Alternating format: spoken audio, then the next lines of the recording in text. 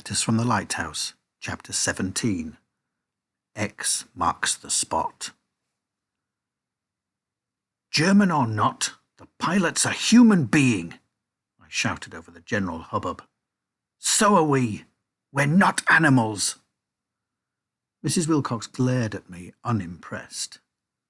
"Who are you calling an animal, young lady?" "What I'm saying," I insisted, "is that we should treat him the same way we'd hope they'd treat a pilot of ours."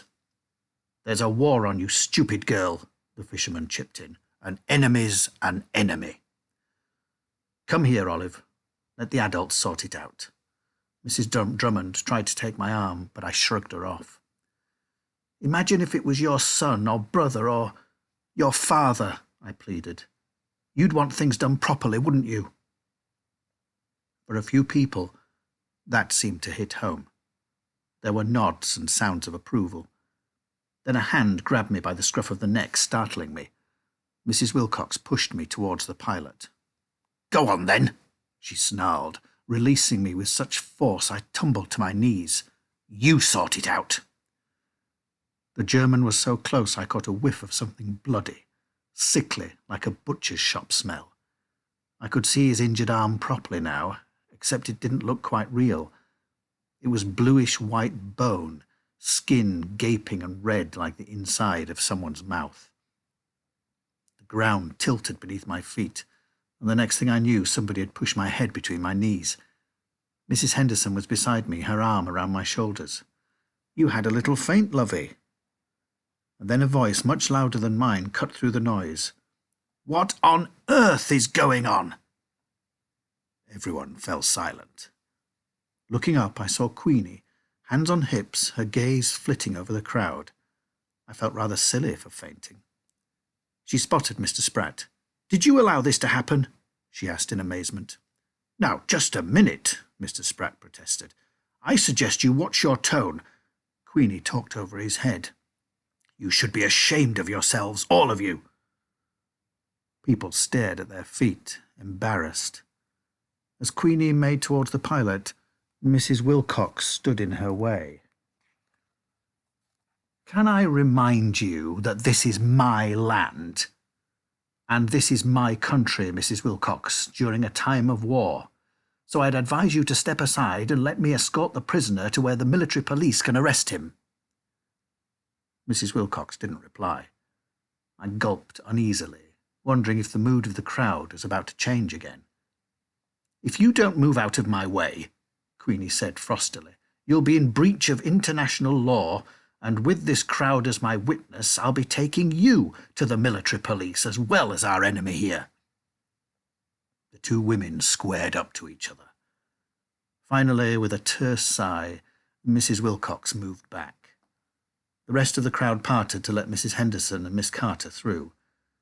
They went straight to help Queenie, who was trying to get the pilot to sit up, but even the tiniest movement made him yelp in pain. "This arm needs a splint," Mrs. Henderson was saying. The ground swung a bit as I stood up, but as long as I didn't look at the pilot, I was fine. "The doctor needs fetching, Olive. Can you manage that?" Mrs. Henderson asked. "He's called Dr. Morrison. He lives in the last house before the church." I nodded. I knew where it was. "Good girl. Quick as you can." Glancing over her shoulder, I noticed Queenie crouched beside the pilot, holding his hand. She was speaking to him very quietly.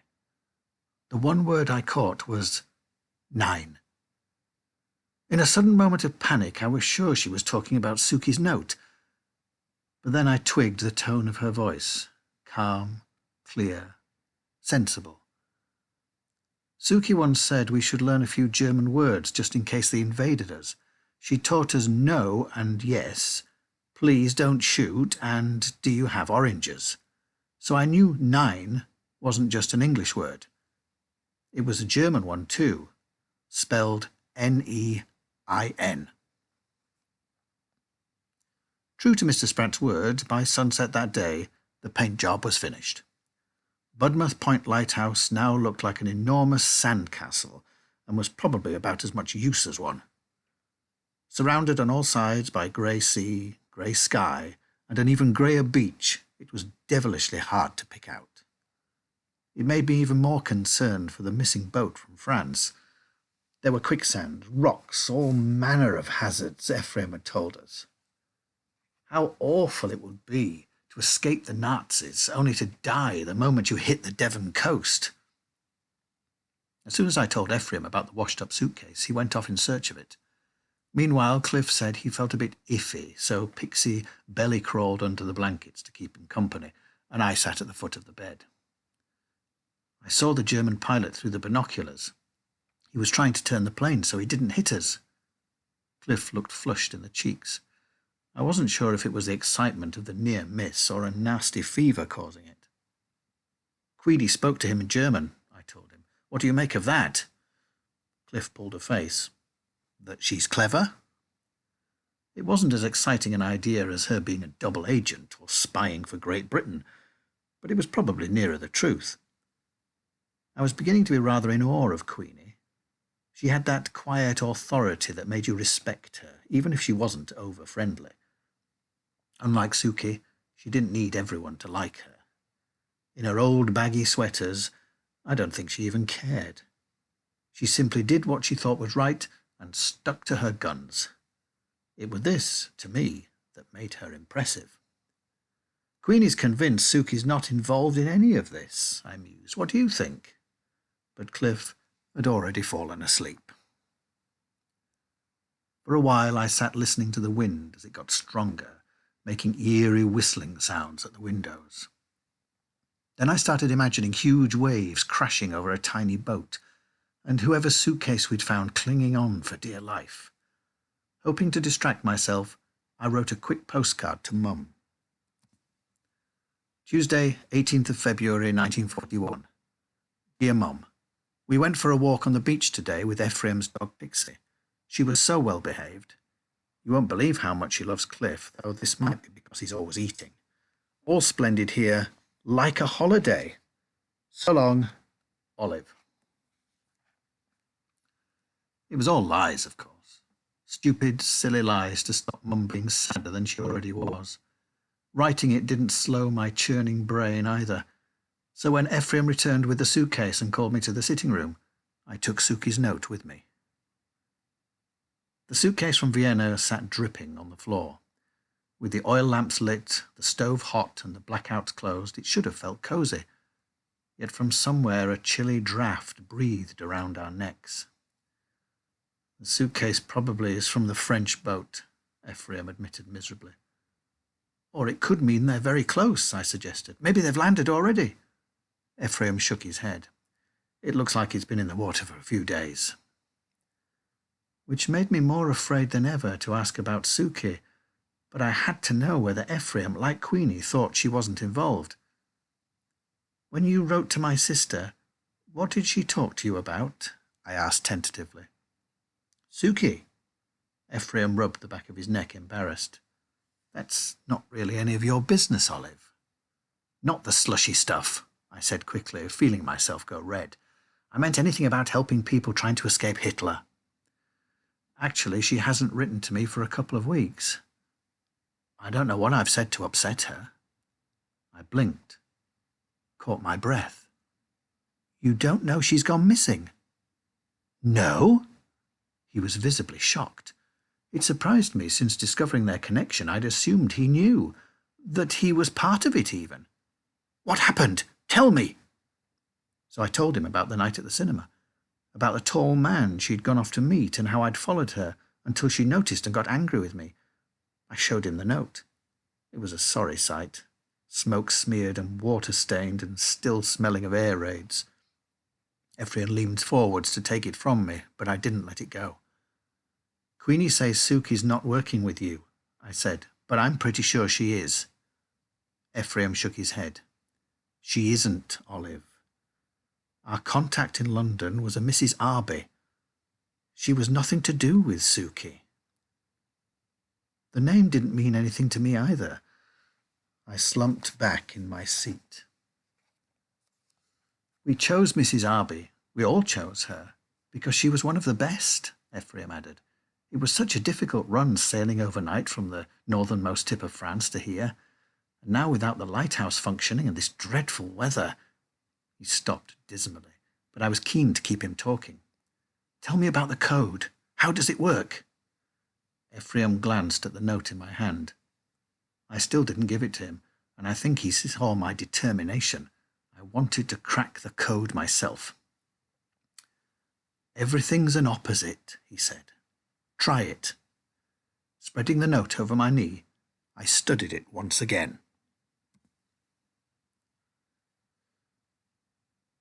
If the code worked on opposites, then day would be night. And on a clock face, the direct opposite of 9 was 3, which must mean day 9 was night at 3. 3 o'clock in the morning, the sort of time people did things that they didn't want anyone else to know about. Opposites, I reminded myself. Day equals night, so the opposite of the alphabet might be numbers. Could A equal 1, B equal 2, right up to Z equal 26? I tried it on the next line of the note. I-26, 8, T/UI. Swapping letters for numbers and numbers for letters until I ended up with a different code. 9ZH20/219. It still didn't mean anything. What if the numbers and letters idea worked as opposites from A equals 26 down to Z equals 1? Each line started and ended with a letter. Were they opposites too? I tried swapping A with Z and so on, but that didn't work either. I was stuck again. I went back to the opposites idea. Day, night, light, dark. Yet it still didn't seem to fit. I'd always been rubbish at codes. Last summer holidays, Cliff and his friends invented one you had to read backwards in the mirror, and I couldn't even break that. Though you'd hardly expect an important wartime message to be written in a simple schoolboy code. Or would you? I looked at the note again. Could the alphabet be a sort of reflection? If you halved it and went backwards, so A became M, which meant the first line read as E26 8 T/SE. Now for the numbers. For my brain, this was a bit harder. Keep thinking backwards, I told myself. So I swapped all the numbers for letters, starting from the opposite end of the alphabet with 26 equals A. The result this time was different. I was getting somewhere. The message almost made sense, especially if you remembered that east-southeast was really west-southwest. The last lines, looking like directions on a map, were also probably opposites, and it was obvious what dark house meant. I wasn't sure any of this was good news, though. Well? Ephraim asked expectedly. I shook my head. Cracking the code had confirmed my worst fears. She was coming here. The note says dark house, and there are numbers like you get on maps. She was on the missing boat. Ephraim frowned. That can't be right. It must be. That man she met gave her the details and she hid them in her pocket, but then she lost the coat, didn't she? So your boat full of visitors tried to make the crossing without the information. That's why their journey went wrong. Ephraim blew out his cheeks. Well, I asked, that's it, isn't it? No, it isn't. But I did the opposites thing you said, and show me the note again, Ephraim demanded. This time I handed him the piece of paper. He read it in seconds. What do you think it says? I asked. Ephraim scratched his head so his hair stood up on end. The boat was meant to come here, you're right, but I still can't see how Suki would have got hold of this information. What do we do now? Ephraim stood up. I need to speak to the others, he said, clearly agitated. This changes everything. If the instructions never got to Mrs. Arby in the first place, those poor people might still be in France. I dread to think what's happened to them if that's the case. So do you believe me now? You think Suki's involved? He hesitated. I really hope not. It was a grim answer, for it meant that the boat I was certain my sister on was unlikely ever to arrive.